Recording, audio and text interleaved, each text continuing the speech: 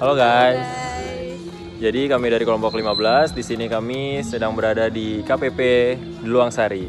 Di sini saya sendiri Ilvan Syajuri Galus dengan akhiran 015. Saya Vivi Yulia Matri dengan akhiran NIM 038. Saya Alaya Zaujan dengan akhiran NIM 033. Dan saya Ida Bagus Widiarta dengan akhiran NIM 18. Baik, cukup sekian perkenalan dari kami. Silakan menyaksikan video kami. Dadah.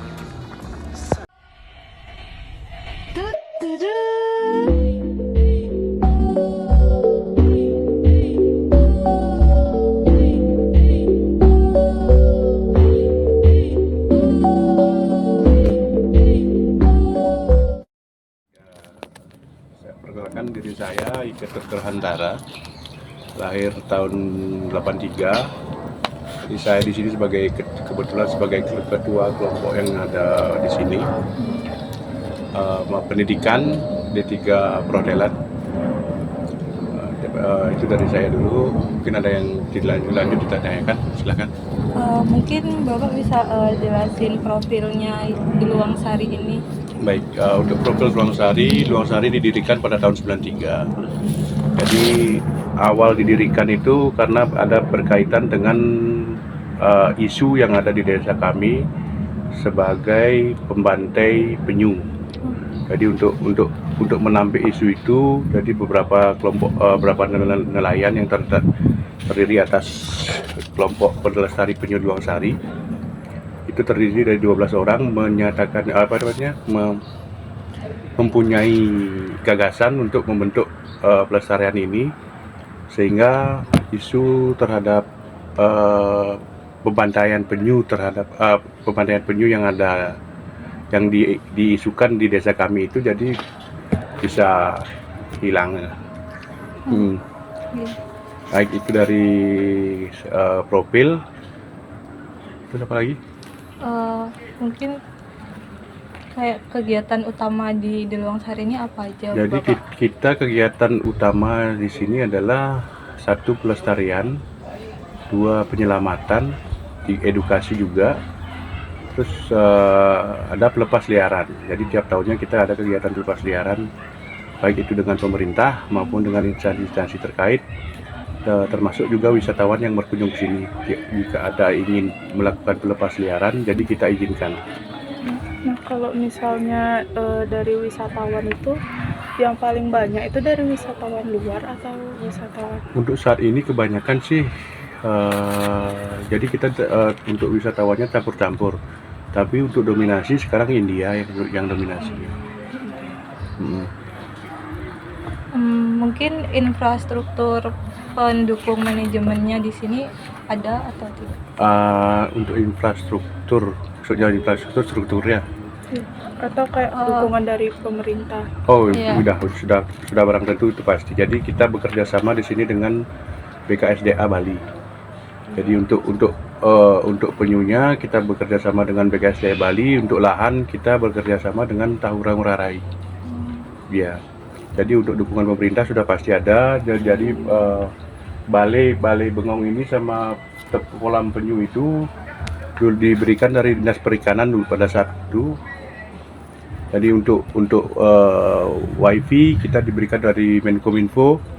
Untuk toilet kita diberikan dari Dinas Pariwisata. Jadi kita kerjasama dengan Dinas Pariwisata juga. Kalau dari pihak lain ada nggak? Untuk NGO kita nggak pernah melakukan itu. Ini murni kita berkegiatan dengan antara kelompok masyarakat dan pemerintah. Kalau sumber pendanaannya itu dari pemerintah aja atau ada kayak yang lain gitu? Kalau pendanaan kita sih dari hasil pengelolaan di sini, pengunjung sendiri. Lalu untuk penyu yang ada di sini itu apa aja ya? Jadi kita di sini ada 3 jenis penyu. Jadi 1 penyu hijau, atau bahasa ilmiahnya Selonia midas. Ada penyu sisik, ada penyu penyu lekang. Jadi kita ada 3 jenis penyu yang kita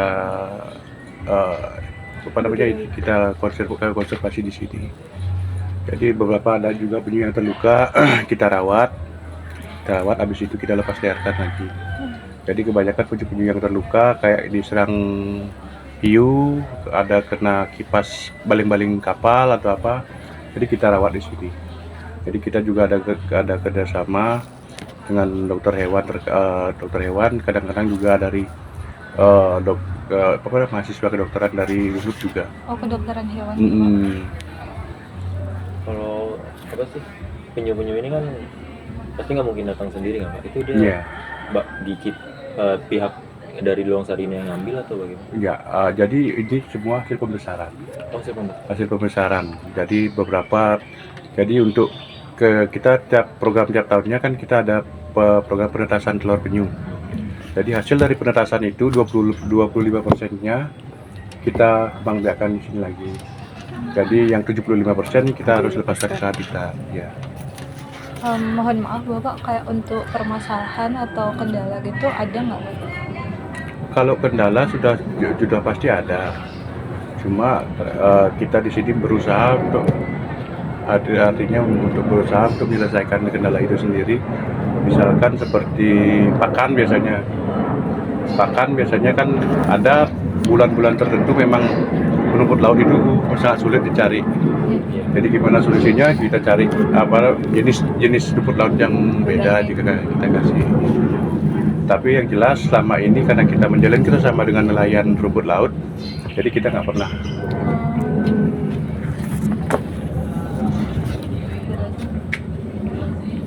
Apa pernah ada masyarakat yang ngantar penyu ke sini Pak? Karena kan yang saya tahu bagian selatan dari Tanjung Benoa ini kan selalu ada Iya, jadi untuk penetasan penyu.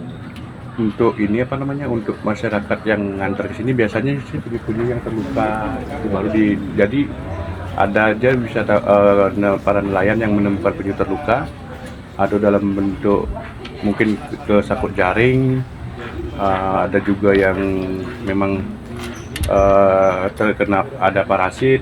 Kan penyu kan banyak masalahnya di laut lepas.